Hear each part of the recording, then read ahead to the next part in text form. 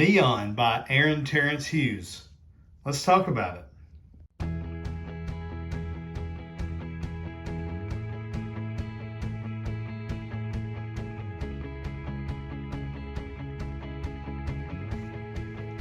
Hey friends, John here from Proverbs 27:9 Fragrances. Today we're going to be doing a review of a fresh fragrance from the house of Aaron Terence Hughes, and it's Neon. If you would, make sure that you are subscribed to the channel and that you have the notification bell turned on. That way you're notified every time we upload the sweet smelling fragrance related content. So Neon by Aaron Terence Hughes is a 2020 release from the niche house named after the perfumer. And it is just, well, let me just give you Aaron's description of it, or at least his website's description, before I tell you what other people say. It's described on the website like this. This is an ambroxan monster, designed to get attention, designed to turn heads. You will smell fresh and sexy. Neon is suitable for clubbing. Neon is suitable for all sexes and all ages. Suitable for clubbing or when you want to be noticed. This is the 10 ml bottle. You can get it off of his website for about $22 pounds, I think it is. Maybe, no, I think it is $22 plus shipping. It's been described by some reviewers as Aaron's attempt at a blue fragrance. And looking at the notes, you may get a little bit of that impression as well. But it doesn't come across to me as a blue fragrance. In fact, when I smell it, blue never enters my mind. Let me just get a refresher of the top notes. I've got the dry down on my left hand. When you first smell this, I mean, citrus heavy and green. It is a fresh fragrance, but it leans green. It doesn't lean blue at all. There's no blue aquaticness to it. You know, even though I know, and I'll talk about the amber, or actually the ambroxan here is sort of an ambergris style ambroxan rather than a metallic, tinny style ambroxan. But it never comes across fishy or seawater or anything like that. It comes across sort of animalic. But to me, I just don't get aquatic. It's very citrusy. It's very woodsy. To me, it smells a little more like something like Dior Homme 2020, for instance. A citrus, woody, fresh, clean, dry, very musky fragrance. Let's go ahead and go over the notes. Top notes: grapefruit, mandarin orange, lemon, and pineapple. And to my nose, the lemon probably sticks out the most.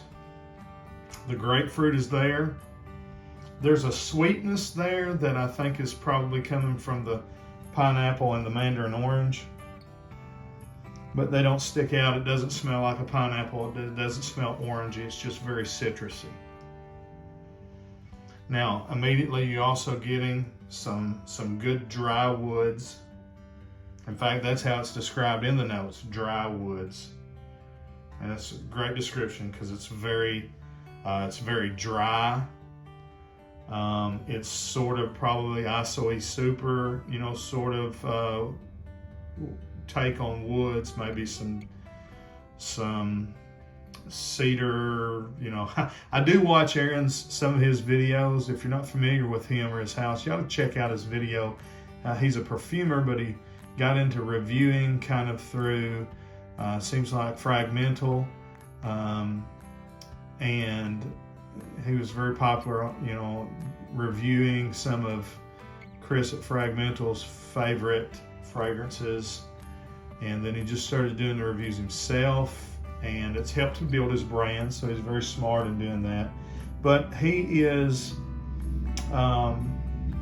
definitely he has a unique style. He thinks like a chemist and like a perfumer, and so he talks about, when he smells a fragrance, he will tell you the actual aroma chemicals that he's smelling, that are not listed in the note breakdown, but that he knows that you take this and add it with this, this ethyl maltol and this,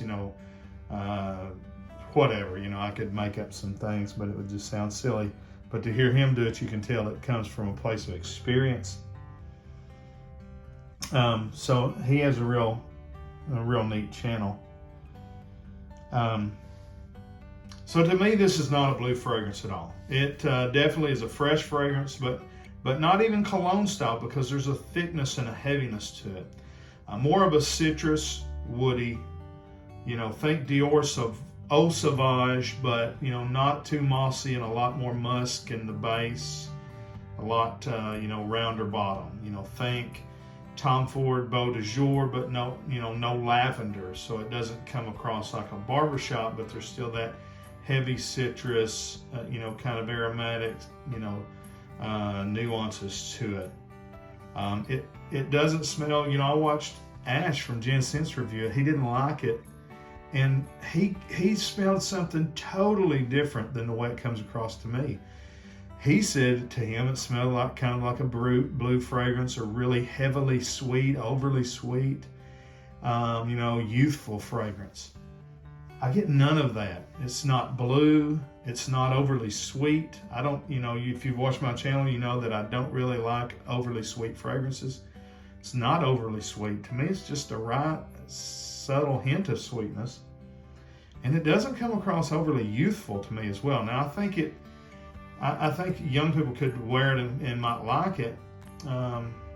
Maybe more Europeans than Americans. I'm not sure this would be a heavy hitter among American youth.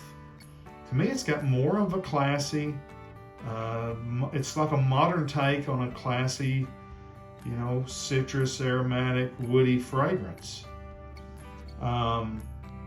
Much more modern than like,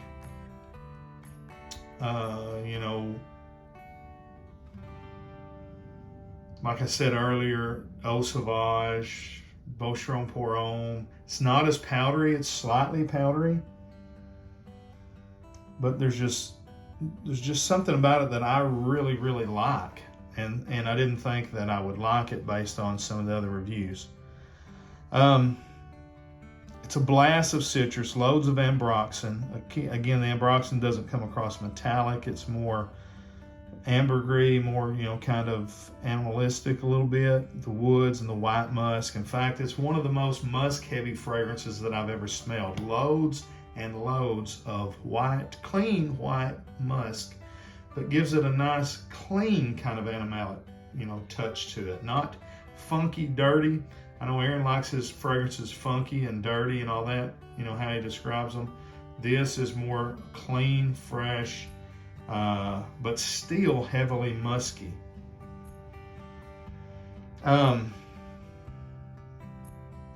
It's just got some weight to it. That's the only way I know how to describe it. I love it. It dries down. Let me smell it dry down over here. Sweet, subtly sweet, ambery. Again, very musky, dry woods. Smells like it's icy, super heavy. It's got great projection. It's got great sillage. It's got nice longevity.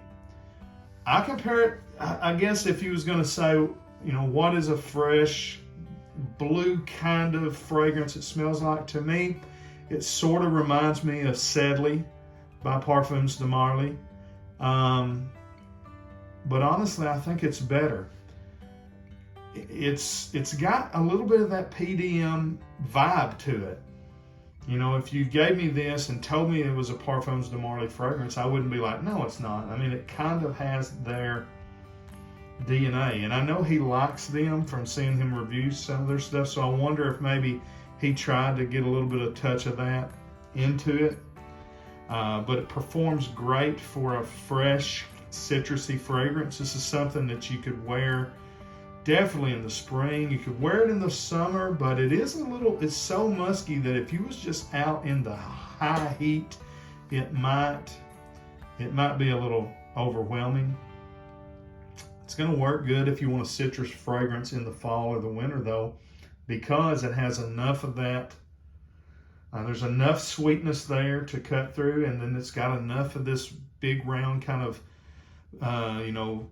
bottom end with the woods and the musk that I think it's going to play nicely in all seasons. So thumbs up for me. I really like it. I haven't noticed many people that really were high on it, but I like it. So, if I was going to rate it, out of 10, I would give it a good 7.5 to 8.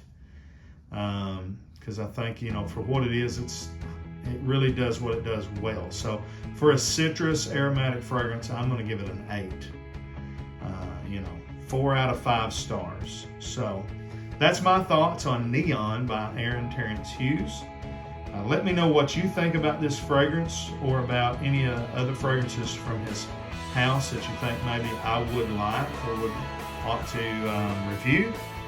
And make sure you like the video, leave a comment, you're subscribed, and do all those things that help put us in front of more people. Till we see you down the road, I say God bless. Frag on, Frag.